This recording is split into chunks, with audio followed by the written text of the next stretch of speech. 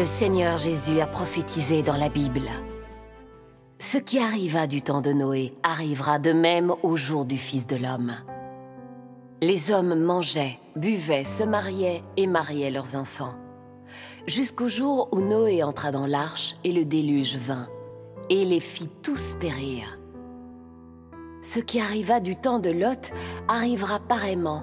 Les hommes mangeaient, buvaient, achetaient, vendaient, plantaient, bâtissaient. Mais le jour où Lot sortit de Sodome, une pluie de feu et de soufre tomba du ciel, et les fit tous périr. Il en sera de même le jour où le Fils de l'homme paraîtra. Dieu Tout-Puissant, le Seigneur Jésus, revenu dans les derniers jours, dit: dans ce monde, des tremblements de terre marqueront le début des désastres. J'ébranlerai d'abord le monde, c'est-à-dire la terre, et cela sera suivi de la peste et de la famine. C'est mon plan, mes étapes. Je manipulerai tout pour que le service soit fait pour moi, pour réaliser mon plan de gestion. Tous les désastres surviendront l'un après l'autre. Toutes les nations et tous les lieux expérimenteront des désastres. Partout, il y a peste, famine, inondation, sécheresse et tremblements de terre. Ces désastres n'arrivent pas seulement en un lieu ou deux. Ils ne finiront pas non plus au bout d'1 ou 2 jours. Mais ils s'étendront plutôt sur une région de plus en plus vaste. Et les désastres iront de mal en pis. Pendant ce temps, toutes sortes de plaies d'insectes surviendront l'une après l'autre. Et le phénomène du cannibalisme se produira en tout lieu. C'est là mon jugement sur toutes les nations et tous les peuples. Dans toutes les nations et tous les lieux du monde, des tremblements de terre, des famines, des fléaux, toutes sortes de désastres se produisent fréquemment. Comme je fais ma grande œuvre dans toutes les nations et tous les lieux, ces désastres se produiront plus sévèrement qu'à tout autre moment depuis la création du monde. C'est le début de mon jugement de tous les peuples. Ces dernières années, les catastrophes sont devenues plus graves dans le monde entier. Des tremblements de terre, des pestes, des famines, des inondations, des sécheresses et des invasions d'insectes se produisent fréquemment et se répandent partout.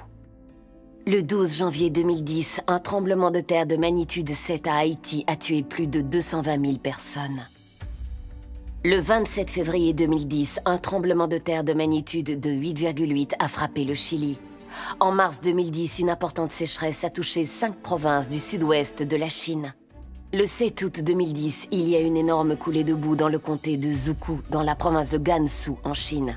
Le 4 septembre 2010, la Nouvelle-Zélande a été frappée par un tremblement de terre de magnitude de 7,2. Le 12 janvier 2011, l'Australie a connu une inondation dévastatrice. Le 11 mars 2011, un tremblement de terre de magnitude de 9 sur la côte est du Japon a provoqué un tsunami géant. En mars et avril 2011, de fortes chaleurs en Allemagne et en Suisse ont conduit à des feux de forêt. Le 4 juin 2011, une éruption volcanique s'est produite au Chili. De juillet à octobre 2011, Bangkok, Thaïlande, a connu ses pires inondations depuis 50 ans. En juillet et août 2011, une importante famine a frappé l'Afrique de l'Est. En juillet et août 2012, de nombreux États des États-Unis ont enregistré des records de sécheresse. Le 21 juillet 2012, Pékin a subi des pluies diluviennes. Fin octobre 2012, les États-Unis ont été frappés par l'ouragan Sandy. En janvier 2013, une constante brume a enveloppé le centre et l'est de la Chine. En mars 2013, Israël a été confronté à une invasion de sauterelles. Fin mars 2013, le premier cas de grippe aviaire H7N9 est apparu en Chine. En juin 2013, l'Inde a été ravagée par des inondations. Le 25 août 2013, des vents violents ont entraîné des incendies incontrôlables en Californie, ce qui a conduit au plus grand feu de forêt de l'histoire. En décembre 2013, le Moyen-Orient a été touché par une tempête de neige telle qu'il n'en arrive qu'une fois par siècle. Le 2 janvier 2014, une vague de froid extrême a balayé l'Amérique du Nord. Le 27 septembre 2014, le volcan Ontake, au Japon, est entré en éruption. En avril 2015, le Népal a été frappé par un tremblement de terre dévastateur. En juin 2015, Tbilissi, la capitale de Géorgie, a connu d'importantes inondations. Le 4 janvier 2016, un tremblement de terre de magnitude de 6,8 a frappé le nord-est de l'Inde. Le 6 février 2016, un tremblement de terre s'est fait sentir à Menong, dans le comté de Kaohsiung, Taïwan. Ces faits suffisent à montrer aux gens que les paroles de Dieu sont en train de s'accomplir. Les gens demandent continuellement pourquoi ces dernières années ces catastrophes s'amplifient-elles et deviennent-elles de plus en plus fréquentes?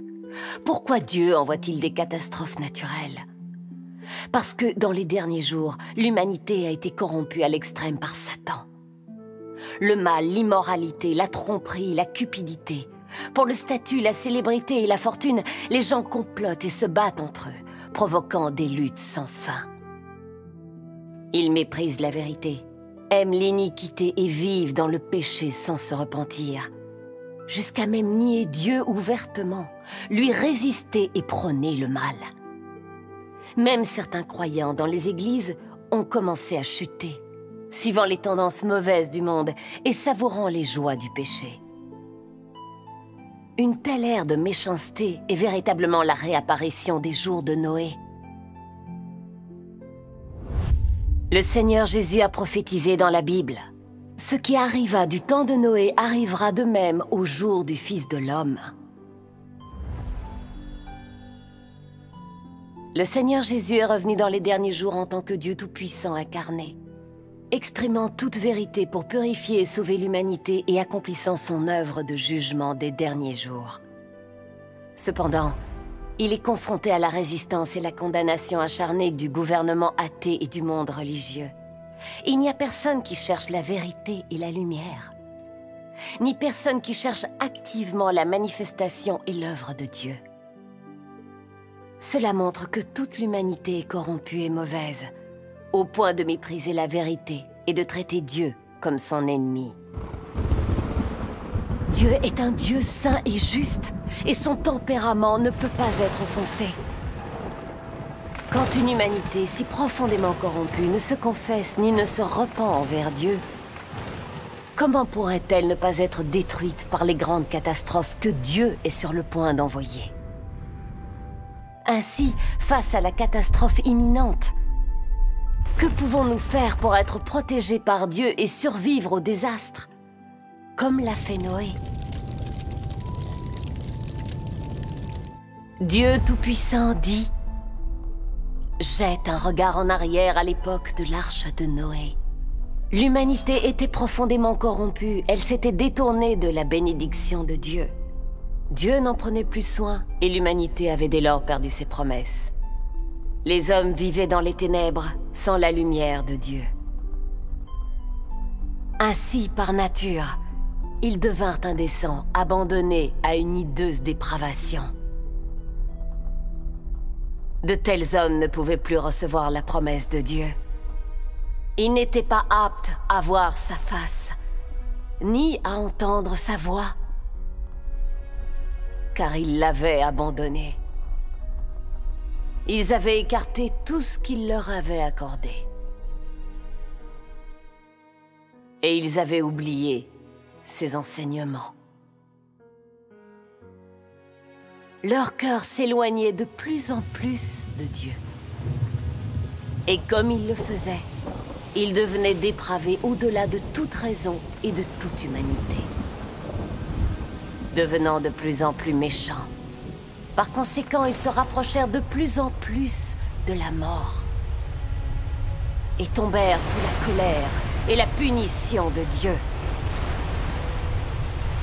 Seul Noé adorait Dieu et évitait le mal. Et il put entendre sa voix et ses instructions. Il bâtit l'arche selon les instructions de la parole de Dieu et assembla toutes sortes de créatures vivantes. Et de cette façon, une fois que tout avait été préparé, Dieu déclencha sa destruction sur le monde. Seul Noé et les 7 membres de sa famille ont survécu à la destruction. Car Noé adorait l'Éternel et évitait le mal.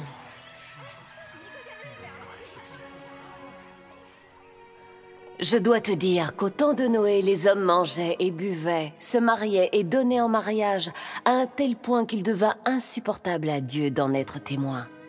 Il fit donc tomber un grand déluge pour détruire l'humanité. Il n'épargna que 8 membres de la famille de Noé, ainsi que toutes sortes d'oiseaux et d'animaux. Dans les derniers jours cependant, Dieu gardera tous ceux qui lui auront été fidèles jusqu'à la fin. Bien qu'il fût insupportable à Dieu de voir ces 2 moments de grande corruption, et que l'humanité dans les 2 ères fut tellement corrompue qu'elle niait que Dieu est le Seigneur, tous les hommes du temps de Noé furent détruits par Dieu. L'humanité dans les 2 ères a grandement affligé Dieu. Mais Dieu est resté patient avec les hommes dans les derniers jours jusqu'à présent. Pourquoi ? Avez-vous réfléchi à cela? Si vous ne le savez vraiment pas, alors laissez-moi vous le dire. La raison pour laquelle Dieu peut traiter les hommes gracieusement dans les derniers jours n'est pas qu'ils soient moins corrompus que les hommes dans le temps de Noé, ou qu'ils se soient repentis devant Dieu. Encore moins est-ce parce que Dieu ne peut pas supporter de détruire les hommes dans les derniers jours où la technologie a progressé. C'est plutôt que Dieu a une œuvre à accomplir avec un groupe d'hommes dans les derniers jours. Et cela se fera par Dieu, incarné lui-même. En plus de ce groupe, Dieu choisira un nombre d'hommes comme objet de son salut, comme le fruit de son plan de gestion, et amènera ces hommes dans l'ère suivante. Si l'humanité ou un pays veut avoir un bon sort, alors l'homme doit se prosterner devant Dieu en adoration, se repentir et se confesser devant lui. Sinon, le destin et la destinée de l'homme finiront inévitablement par une catastrophe.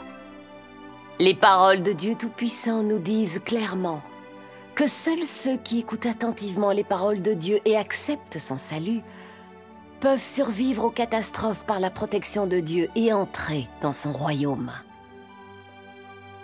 À l'opposé, tous ceux qui ne cherchent pas la vérité, refusent d'écouter la voix de Dieu et rejettent son salut, seront détruits dans les grandes catastrophes. Les histoires vraies suivantes se sont déroulées en Chine continentale.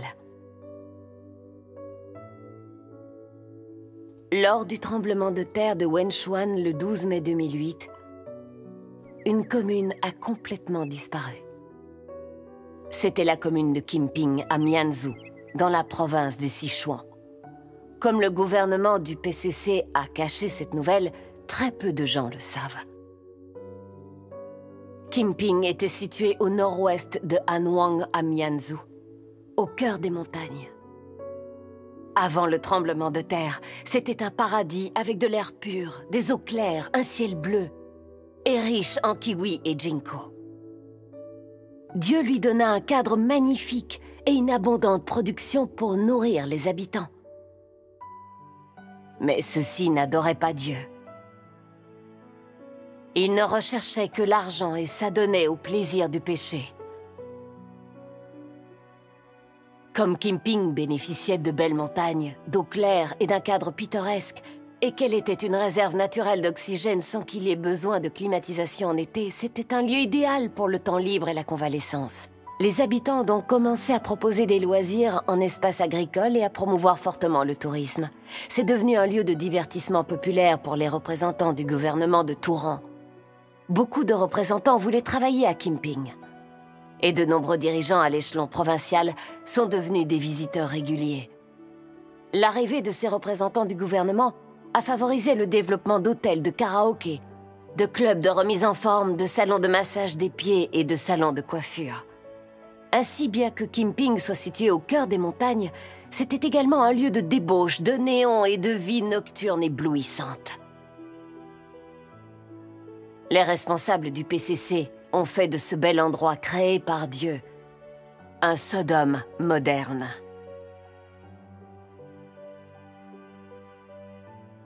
Puisque l'œuvre des derniers jours de Dieu Tout-Puissant a été menée en Chine continentale, Des frères et sœurs de l'Église de Dieu Tout-Puissant sont allés à Kimping de nombreuses fois pour prêcher l'Évangile. Mais les habitants pensaient que leur vie était prospère, sans souci concernant la nourriture ou le vêtement, et qu'ils n'avaient donc pas besoin du salut de Dieu. Ils ont alors chaque fois rejeté l'Évangile du royaume de Dieu Tout-Puissant et ont claqué la porte au salut de Dieu. Ils ont même maltraité les frères et sœurs de l'Église de Dieu Tout-Puissant en disant « Notre vie est très bien maintenant. Vous n'avez rien de mieux à faire que de venir nous prêcher l'Évangile. Nous ne croyons pas en Dieu, nous ne croyons qu'en l'argent. » Bien que les frères et sœurs de l'Église de Dieu Tout-Puissant leur aient témoigné que ce n'est qu'en acceptant l'œuvre des derniers jours de Dieu Tout-Puissant qu'ils pourront recevoir le salut, ils ont fait la sourde oreille. Les frères et sœurs les ont également avertis plusieurs fois que seuls ceux qui adorent Dieu peuvent vivre dans ses bénédictions et sa protection, tandis que ceux qui rejettent Dieu Tout-Puissant et lui résistent tomberont dans le cataclysme et seront punis. Cependant, ils ont persisté et n'en ont fait aucun cas. Les gens de Kimping ont refusé le salut de Dieu Tout-Puissant. Pas une seule personne de cet endroit n'a cru à Dieu Tout-Puissant. Puis, à 14h28, le 12 mai 2008, le tremblement de terre a frappé. Tout à coup, la terre a bougé et les montagnes ont tremblé. D'immenses rochers ont dévalé les montagnes. L'air s'est empli de poussière et le ciel s'est assombré. Certaines montagnes se sont même effondrées et ont disparu soudainement. Kimping se trouvait dans une vallée entre deux montagnes. Quand la terre a tremblé, les deux montagnes se sont déplacées l'une vers l'autre et en un instant, elles se sont rejointes. Kimping a été écrasé sous la montagne. Les personnes qui se trouvaient dans la ville ont toutes été enterrées vivantes. Cette commune qui n'adorait pas Dieu a été détruite en un instant. Cette catastrophe nous rappelle ce qui est écrit dans la Bible. Quand l'Éternel Dieu voulait détruire Sodome, Abraham l'a supplié en disant « S'il y avait 10 justes dans cette ville, est-ce que tu la détruirais quand même ?» L'Éternel Dieu a répondu « S'il y avait 10 justes dans cette ville, je ne la détruirais pas. » En fait, Lot était le seul juste de cette ville. Au mépris de sa propre sécurité, il a sauvé 2 anges envoyés par Dieu. Finalement, seuls Lot et ses 2 filles ont pu fuir Sodome suivant les instructions des anges. Le reste du peuple a été entièrement détruit par le feu et le soufre que Dieu a fait pleuvoir sur lui. Cette ville mauvaise, licencieuse et pécheresse qui n'adorait pas Dieu a ainsi disparu de la terre pour toujours.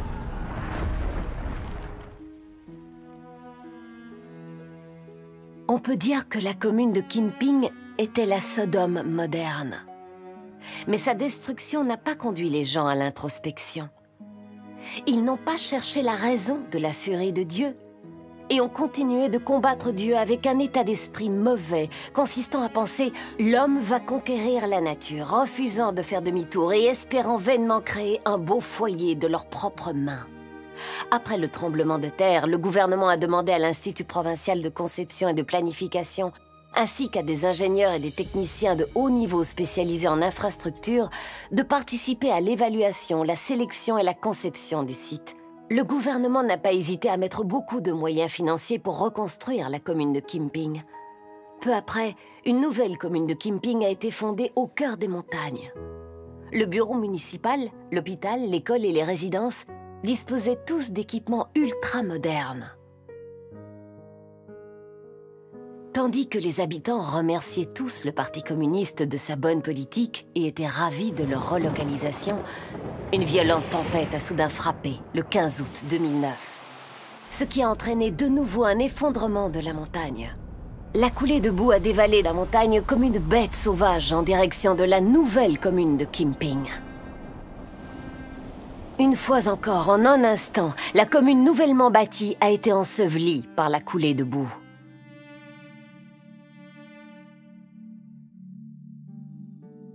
Le terrain était incliné des deux côtés. Les deux se sont effondrés.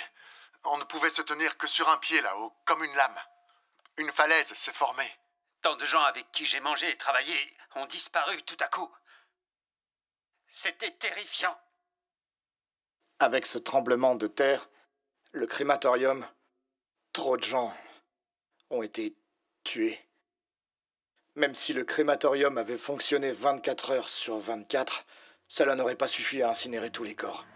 En raison de leur désir pour les plaisirs du péché, les habitants de la commune de Kimping ont refusé le salut de Dieu Tout-Puissant dans les derniers jours et ont été détruits 2 fois dans des catastrophes.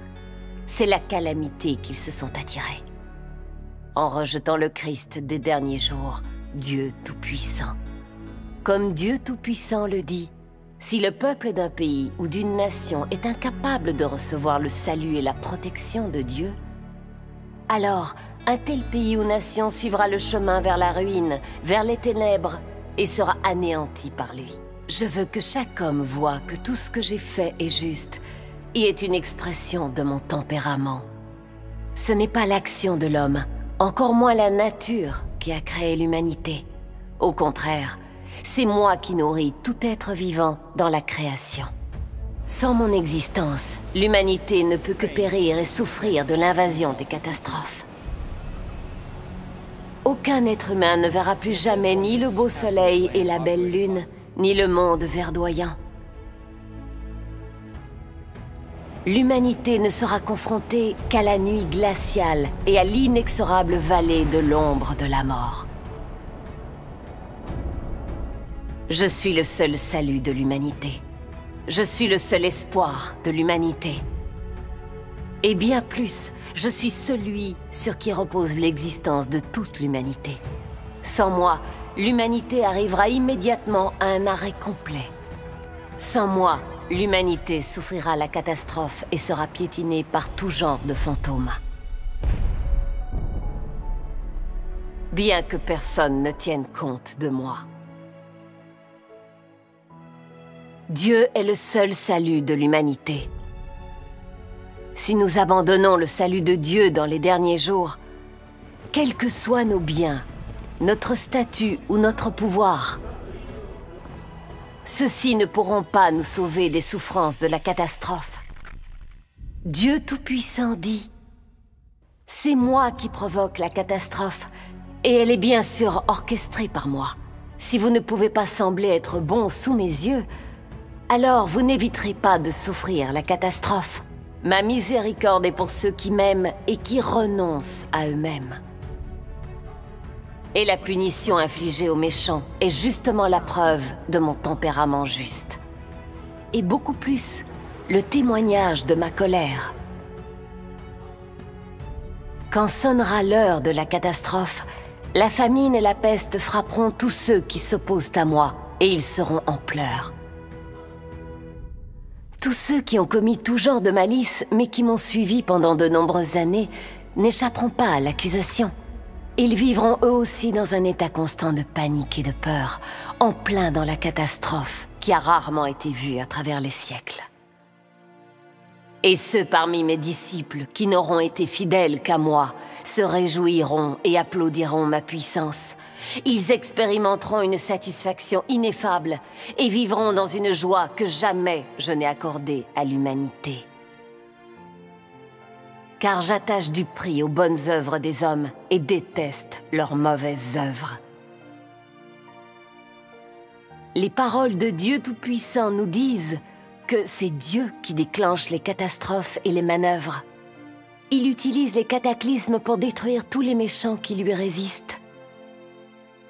Et aussi pour avertir et éveiller la partie du peuple qui a un cœur et un esprit.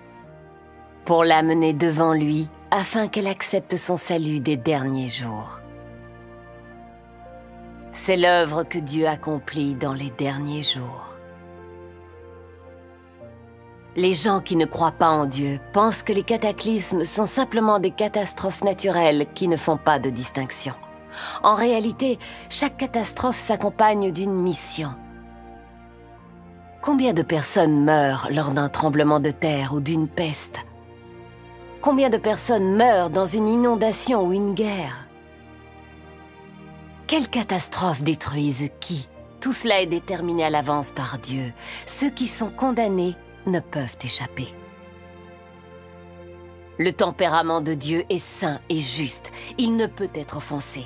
Face à la catastrophe, tous les méchants qui résistent à Dieu ne peuvent échapper à la main de la punition de Dieu, quelles que soient les méthodes qu'ils utilisent pour se sortir de la situation. Tandis que ceux qui croient sincèrement à Dieu Tout-Puissant et s'appuient sur lui échapperont à la mort même s'ils se trouvent à l'épicentre d'un tremblement de terre. Dieu les protégera miraculeusement de la catastrophe et les sauvera. Nous allons maintenant vous raconter les histoires vraies de frères et sœurs de l'Église de Dieu Tout-Puissant qui ont reçu la protection et le salut de Dieu dans la zone la plus touchée par le tremblement de terre au Sichuan le 12 mai 2008.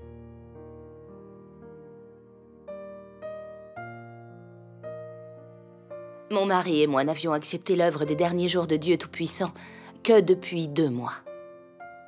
Comme je suis paralysée, je suis souvent immobile. Et je passe la plupart de mon temps alité. À l'époque, nous vivions au 4e étage. Lors du tremblement de terre, l'immeuble a bougé violemment. Le lit a été secoué et j'ai été éjectée. Dès que j'ai atterri sur le sol, le toit s'est effondré et s'est écrasé sur le lit. Un autre morceau du toit qui est tombé a été bloqué par une chaise. Ce qui a créé un endroit en sécurité exactement là où j'étais allongée. Je n'ai pas du tout été blessée.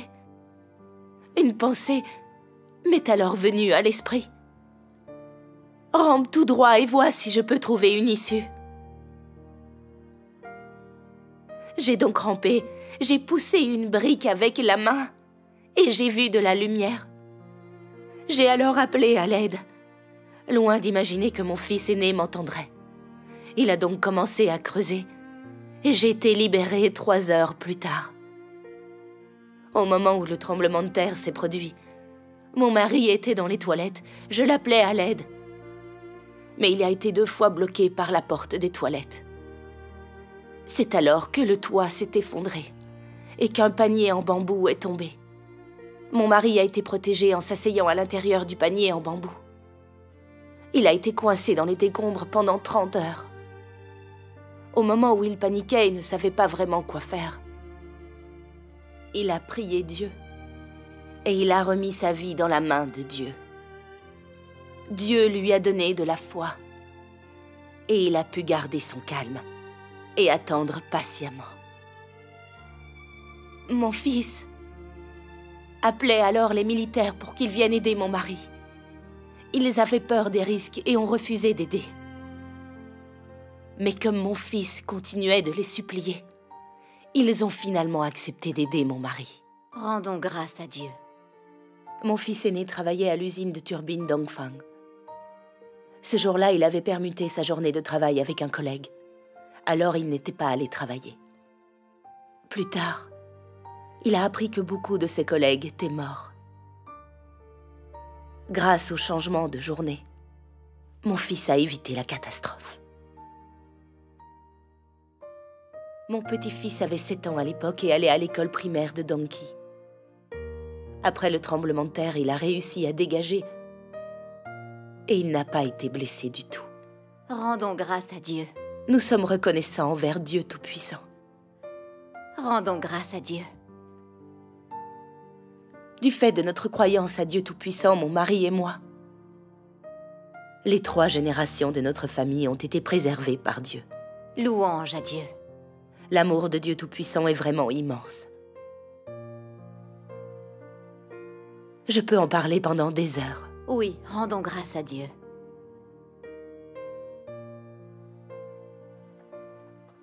Le 12 mai, je récoltais du colza dans mon champ sur le mont Leigu. Et soudainement, j'ai senti la terre trembler et le monde tourner devant moi. Au début, j'ai cru que j'avais attrapé une insolation.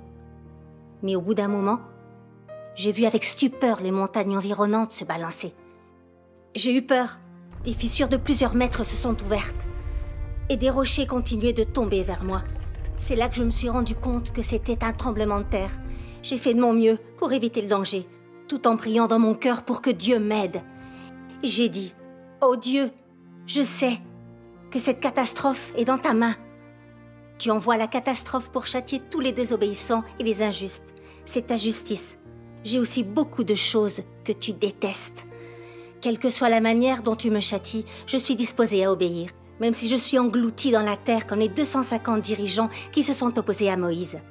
Je louerai ta justice. » J'ai simplement continué de prier comme cela avec obéissance. Peu à peu, j'ai senti que je n'étais plus si effrayée et que mon cœur s'était enfin apaisé. À ce moment-là, il s'est produit quelque chose d'inattendu. J'ai été témoin de l'acte merveilleux de Dieu. Comme le tremblement était extrême, la montagne sur laquelle je me trouvais s'est ouverte en deux jusqu'en bas, comme si elle avait été coupée par un couteau. La moitié de la montagne, à côté de moi, s'est affaissée en ligne droite. Mais l'autre moitié sur laquelle je me tenais ne s'est pas effondrée.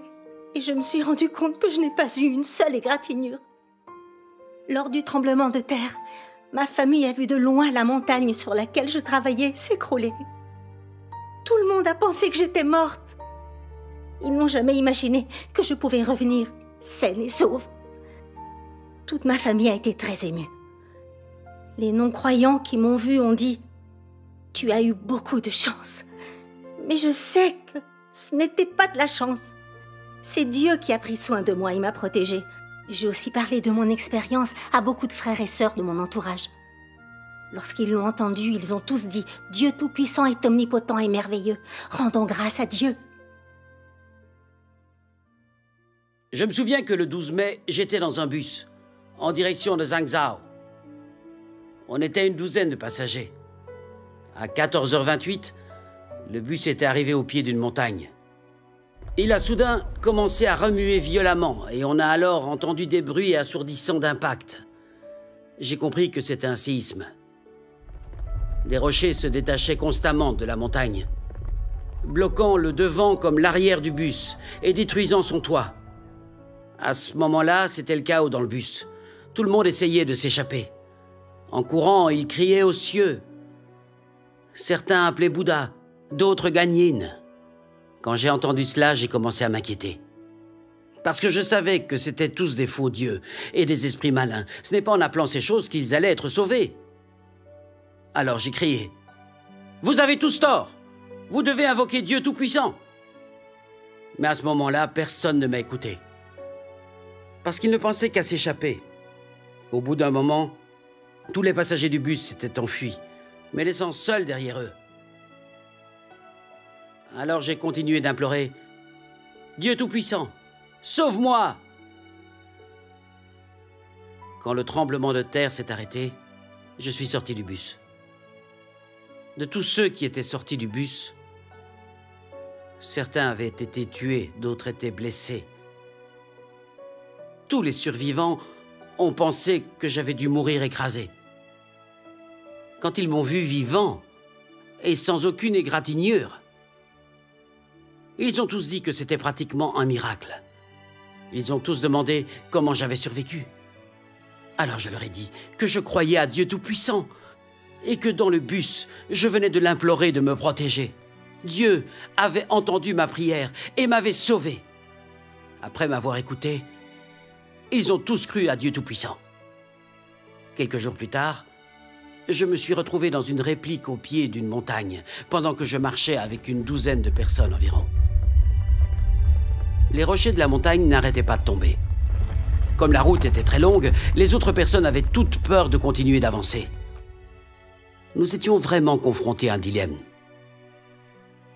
Au moment où tout le monde paniquait et ne savait pas quoi faire, je leur ai crié de toutes mes forces. « Écoutez mes instructions! N'appelez pas Bouddha ou Guanyin! Tout le monde doit invoquer Dieu Tout-Puissant. » Alors toutes ces personnes m'ont suivi pour implorer Dieu Tout-Puissant. Finalement, nous avons tous pu continuer sur cette route dangereuse, en sécurité. Dieu soit loué.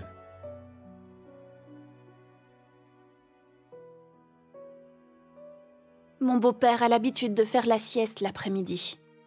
Mais vers midi, le 12 mai, il a dit qu'il n'arrivait tout simplement pas à s'endormir. Il s'est alors levé pour continuer à travailler. Je l'ai accompagné pour arracher des mauvaises herbes. Et dès que nous sommes arrivés, la terre s'est mise à trembler. Notre maison s'est complètement effondrée. Mais comme nous n'étions pas à l'intérieur à ce moment-là, nous n'avons pas du tout été blessés. C'était vraiment la protection merveilleuse de Dieu. Rendons grâce à Dieu. Ma fille n'avait que 10 ans à cette époque-là. Elle était à l'école le jour du tremblement de terre. Tous les bâtiments de son école se sont effondrés un après l'autre. La plupart de ses camarades de classe sont morts, écrasés. Seuls 4 ont survécu. Parmi eux, seule ma fille s'en est sortie complètement indemne. Les 3 autres ont tous été grièvement blessés. Je suis reconnaissante envers Dieu Tout-Puissant. Sans la protection de Dieu Tout-Puissant, il aurait été vraiment impossible que nous arrivions à survivre à un tel cataclysme. Rendons grâce à Dieu. Dans ces cas réels, nous pouvons voir que, même pour les gens qui sont si profondément corrompus qu'ils devraient être détruits, s'ils peuvent se confesser et se repentir devant Dieu, ils laissent leur mauvaise conduite derrière eux et vont à Dieu pour accepter son salut. Dieu leur montrera de la miséricorde et les protégera dans la catastrophe. Quant à ceux qui vivent dans le mal et le péché et qui ne se repentent pas, mais abandonnent le salut de Dieu dans les derniers jours, ils tomberont dans la catastrophe comme les habitants de la commune de Kimping et subiront la punition juste de Dieu. Comme Dieu Tout-Puissant le dit, Dieu a utilisé son attitude pour dire aux gens ce qui suit. Ce n'est pas que Dieu ne tolère pas les gens ou qu'il ne veuille pas leur montrer de miséricorde, c'est qu'il est rare qu'ils se repentent vraiment devant Dieu. Et il est rare que les gens se détournent vraiment de leur mauvaise voie et abandonnent la violence entre leurs mains. En d'autres termes, quand Dieu est en colère contre l'homme, il espère que l'homme soit vraiment capable de se repentir. Et il espère voir la vraie repentance de l'homme. Auquel cas, il continuera à accorder sa miséricorde et sa tolérance à l'homme. C'est dire que la mauvaise conduite de l'homme entraîne la colère de Dieu, tandis que la miséricorde et la tolérance de Dieu sont accordées à ceux qui écoutent Dieu et se repentent vraiment devant lui. À ceux qui peuvent se détourner de leur mauvaise voie et abandonner la violence entre leurs mains. L'attitude de Dieu a été clairement révélée dans son traitement des Ninivites. La miséricorde et la tolérance de Dieu ne sont pas du tout difficiles à obtenir. Il exige la vraie repentance. Tant que les gens se détourneront de leur mauvaise voie et abandonneront la violence entre leurs mains, Dieu changera son cœur et changera son attitude à leur égard.